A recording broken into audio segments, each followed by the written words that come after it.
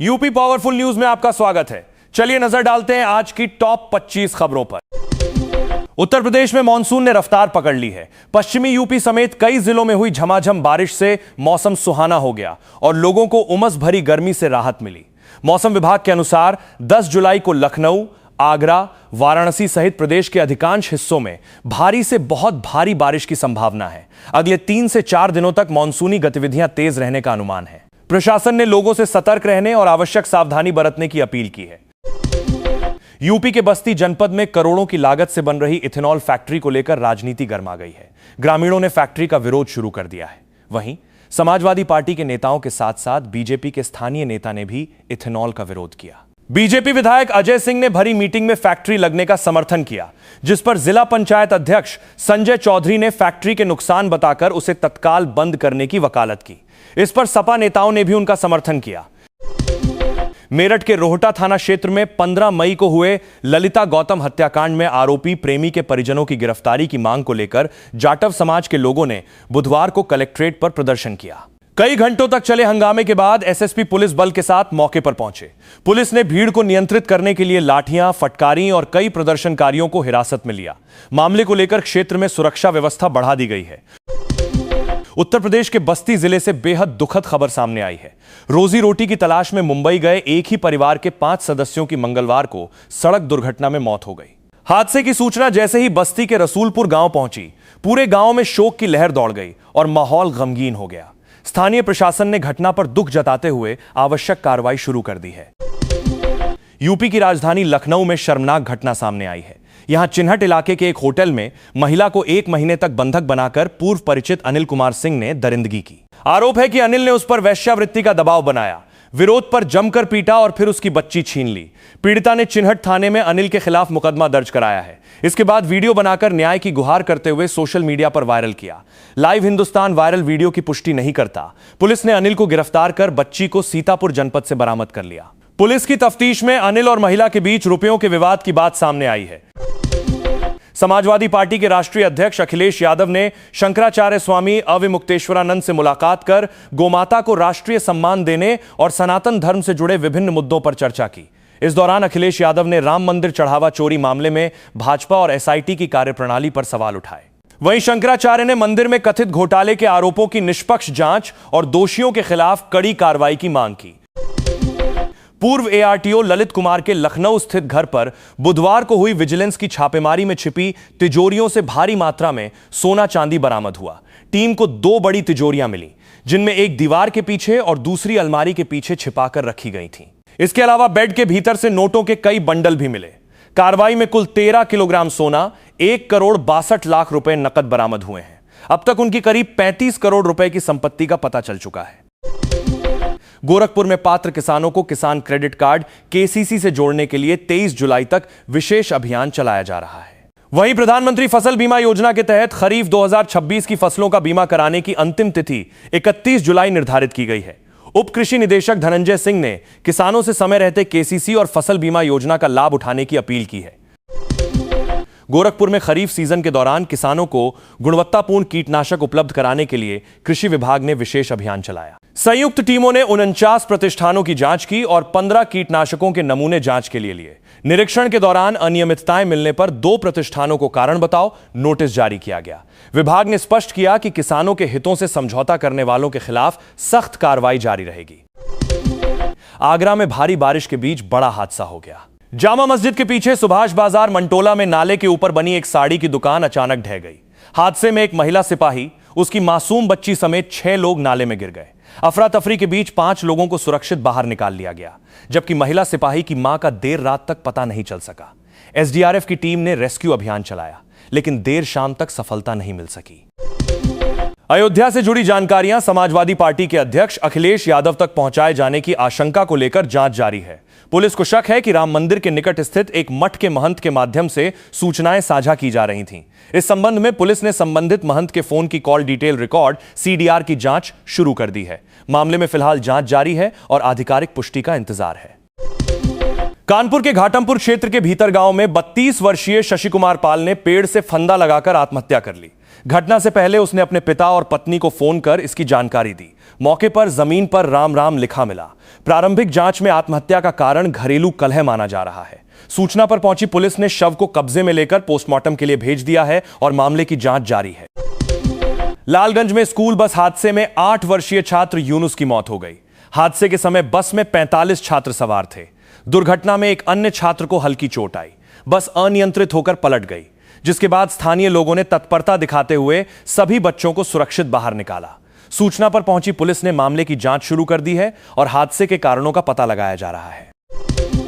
CBI ने फिरोजाबाद स्थित रक्षा मंत्रालय के अधीन आयुध वस्त्र निर्माणी में करीब 12 करोड़ रुपए के कथित टेंडर घोटाले का खुलासा करते हुए 4 एफआईआर दर्ज की हैं। मामले में पूर्व मुख्य महाप्रबंधक समेत 10 लोगों पर फर्जी टेंडर प्रक्रिया, रिश्वतखोरी, आपराधिक साजिश और भ्रष्टाचार के आरोप लगाए गए हैं। सीबीआई ने मामले की जांच तेज कर दी है और संबंधित दस्तावेजों की पड़ताल की जा रही है। भाजपा की जिला कोषाध्यक्ष पूजा कसौधन का एक कथित वीडियो सोशल मीडिया पर वायरल होने के बाद विवाद खड़ा हो गया है। वीडियो में उन्हें एक युवक से यह कहते हुए सुना जा रहा है, शासन प्रशासन मेरा है, तुम मर जाओगे, कोई पूछने वाला नहीं मिलेगा।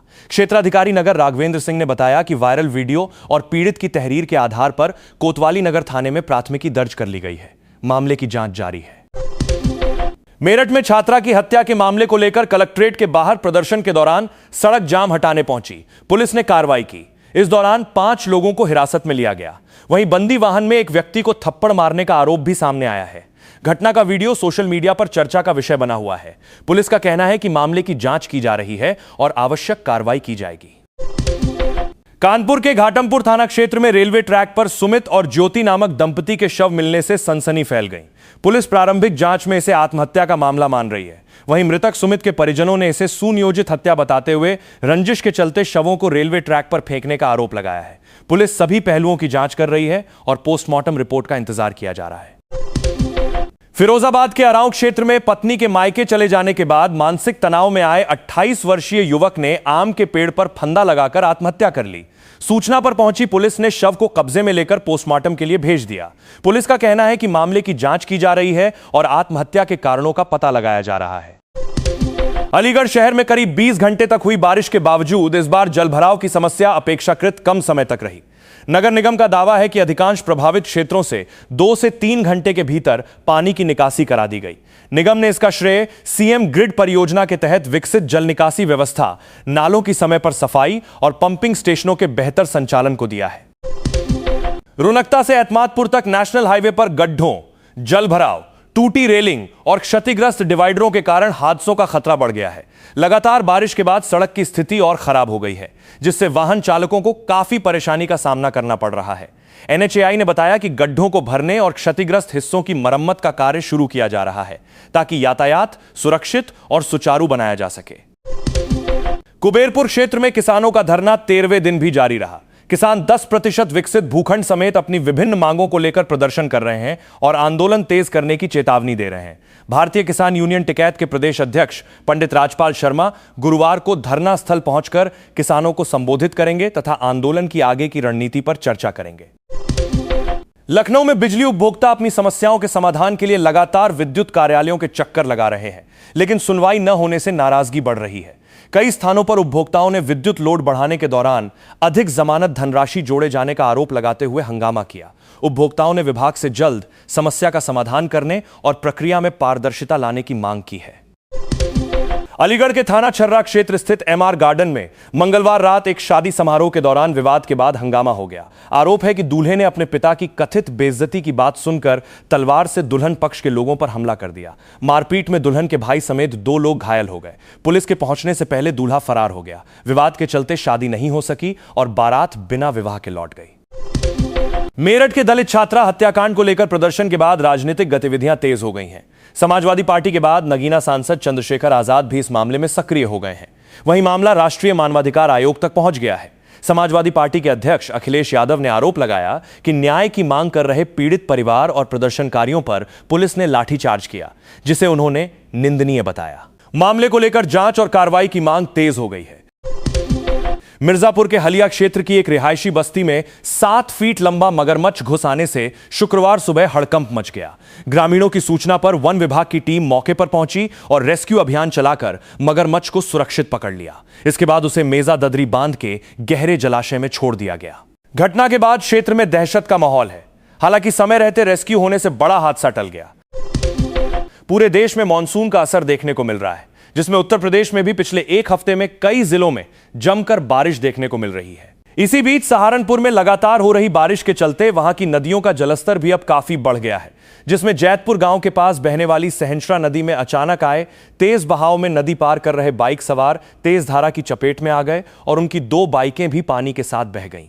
ऐसे में मौजूद ग्रामीणों की सूझबूझ दिखाते हुए बाइक सवारों की जान बचाई, जिसका वीडियो सोशल मीडिया पर काफी वायरल हो रहा है। उत्तर प्रदेश की राजधानी लखनऊ के पारा थाना क्षेत्र के प्रसिद्ध बुद्धेश्वर मंदिर से आस्था को शर्मसार करने वाला एक मामला सामने आया है।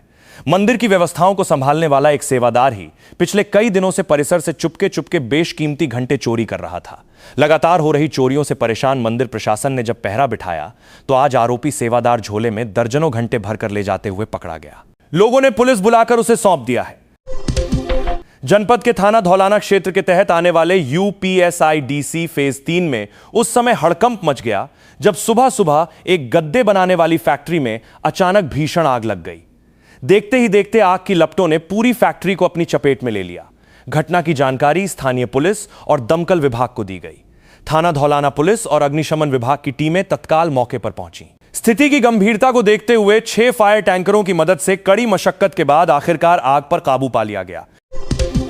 उत्तर प्रदेश के प्रयागराज से एक दर्दनाक मामला सामने आया है, जहां पर मक्के के खेत में करंट की चपेट में आने से चाचा भतीजे की दर्दनाक मौत हो गई। गंगानगर जोन के बहरिया थाना क्षेत्र के खलसा गांव में 29 साल के कमलेश कुमार यादव धान की बेहन निकालने खेत गए थे। इसी दौरान उनका 14 साल का भतीजा अर्पित यादव भी वहां पर पहुंचा, जिसमें वो करंट की चपेट में आ गया। अपने भतीजे को बचाने पहुंचे चाचा भी करंट की चपेट में आ गए, जिसके चलते दोनों की मौत हो गई। उत्तर प्रदेश के हापुड़ जिले से एक ऐसा मामला सामने आया है जिसने कई गंभीर आरोपों को लेकर पुलिस को जांच के दायरे में ला दिया है। एक विवाहित महिला ने एसपी कार्यालय पहुंचकर शिकायत दर्ज कराई है। महिला का आरोप है कि शादी से पहले एक युवक ने अपनी धार्मिक पहचान छिपाकर उससे संबंध बनाए, आपत्तिजनक फोटो और वीडियो तैयार किए और अब सालों बाद उन्हीं के आधार पर उसे ब्लैकमेल करते हुए धर्म परिवर्तन का दबाव बना रहा है। पुलिस ने मामले की जांच शुरू कर दी है। उत्तर प्रदेश में बस्ती जिले के एक घर से अचानक बड़ी संख्या में कोबरा सांप निकल आए। घटना बस्ती जिले के वॉल्टरगंज थाना क्षेत्र के बेलभरिया गांव की है।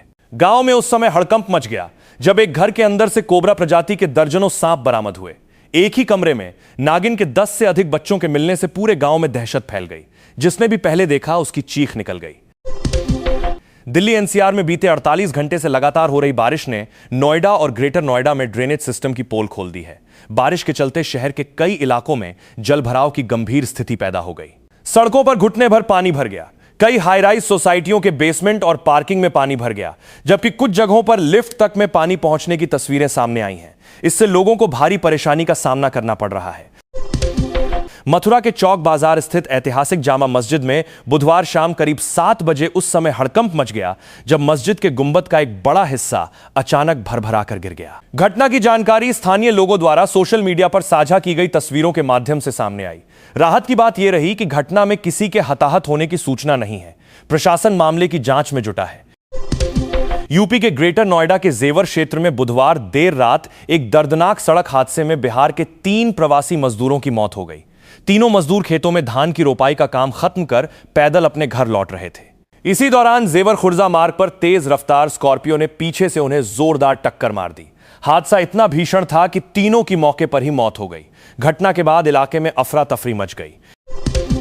ग्रेटर नोएडा के सूरजपुर थाना क्षेत्र स्थित पैरामाउंट गोल्फ फॉरेस्ट सोसाइटी में बुधवार शाम एक दर्दनाक घटना सामने आई। यहां 28 वर्षीय युवक ने 21वीं मंजिल से छलांग लगाकर आत्महत्या कर ली। ऊंचाई से गिरने के कारण उसकी मौके पर ही मौत हो गई। घटना की सूचना मिलते ही पुलिस मौके पर पहुंची, शव को कब्जे में लेकर पोस्टमार्टम के लिए भेज दिया और मामले की जांच शुरू कर दी है। फिलहाल घटनास्थल से कोई सुसाइड नोट बरामद नहीं हुआ है।